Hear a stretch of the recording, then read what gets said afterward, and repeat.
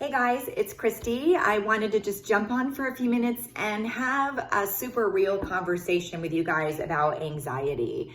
I've been hearing so much lately that has been rising to the surface for so many of you and for me as well. So many of you have read my book, Operation Happiness, and in it I do talk about my own struggle with anxiety and dealing with generalized anxiety disorder, which is super real, and it took me years to learn to manage it and squash it.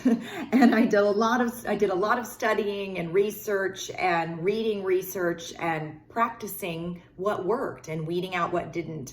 And I am going to share with you that this past year, with everything that has gone on with the quarantine, with the elections, with so much life stuff happening, and just energetically what's been going on around the world, there's been so many heartbreaking incidents and just things that have been hard to take emotionally and spiritually and in our mindsets, right? Because we get angry also, which feeds anxiety. So it's been hard for me this past year, I'm not gonna lie. And I find myself going back to quite a few of the tools that I talk about in this book.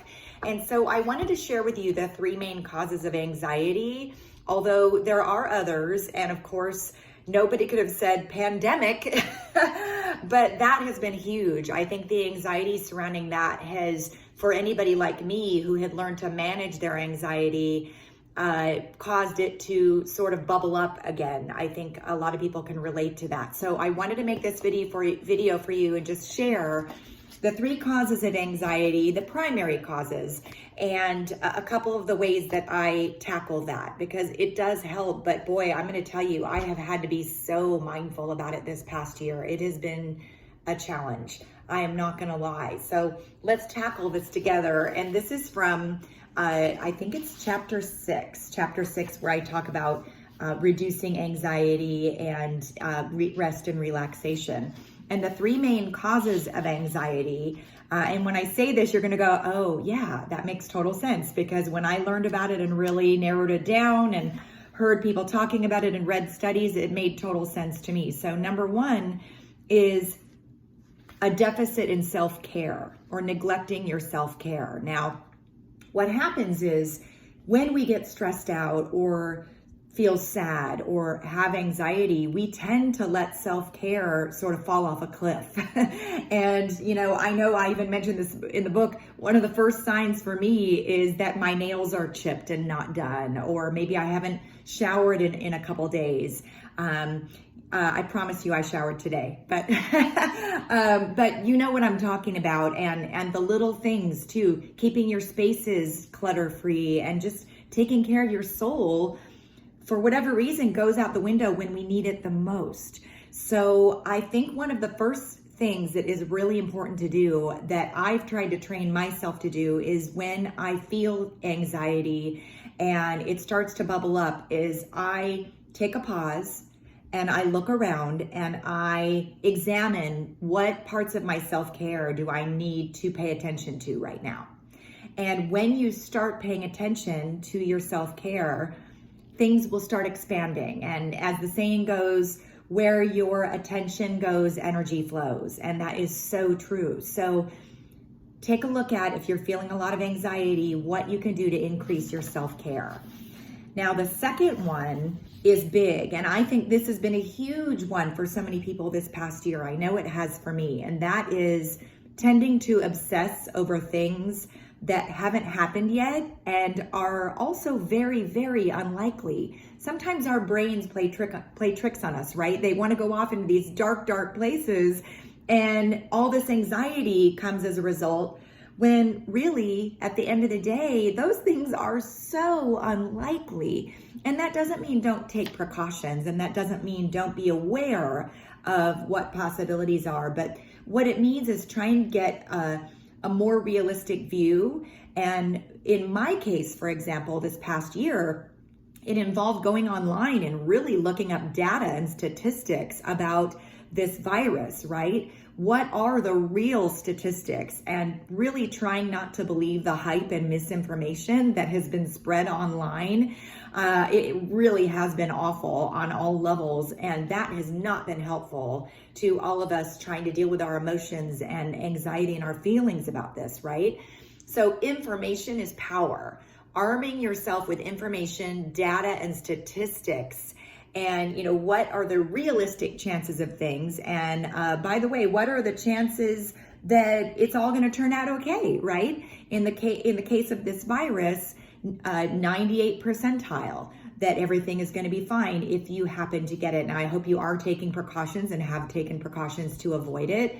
That doesn't always help though. I did take precautions, and in December, I did have COVID, to my surprise, because I was wearing my mask and washing my hands and social distancing, and for the most part, staying home.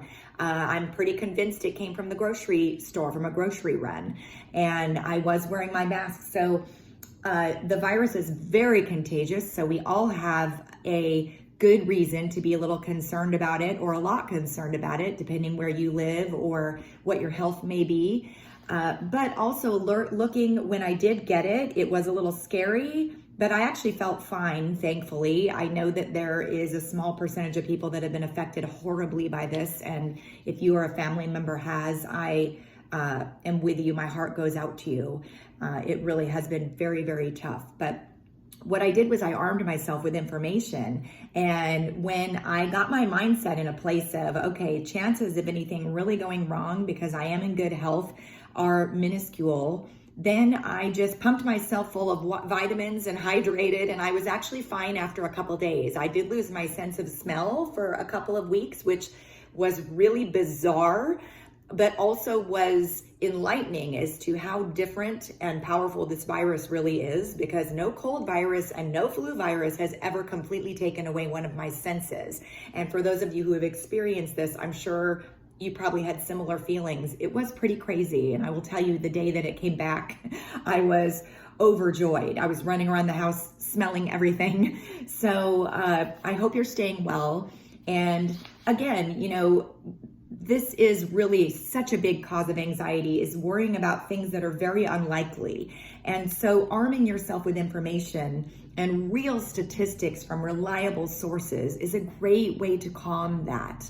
And that has been super helpful for me this past year. So I hope that's a good reminder for you as well. Also, if it's just something random that you're having anxiety about, worrying about, give yourself time to just take a breath and really think about how unlikely that thing is. And in my case, sometimes I'll catch myself and I'll think about it and I'll laugh at how silly my brain is being, right? Like, oh, Christy, that's ridiculous. I'll think to myself, and then I kind of just laugh it off and I get back to reality and back to the actual situation. And that's super, super helpful. So the third cause of anxiety is unfinished business. And whether it's commitments that you've made that are hanging over your head that you just don't feel are in alignment with what you want to be doing, and you need to either say no to the commitment and apologize, but you just can't right now, or knock it out and take care of it and get it off your plate. But it also applies to clutter. It applies to tasks that you've taken on that are going to improve your life, but they're sitting there on your desk or in your room or in your office or whatever it may be, not getting done. And those things can really, really tug at you energetically and cause anxiety when we don't even realize it's happening. So I encourage you to look around your spaces and take a few minutes to think about what's going on in your life that might qualify as an unfinished task, and either get rid of it, toss it, take it off your calendar, or knock it out. And you will feel an instant change in your energy and an instant lift of some of that anxiety.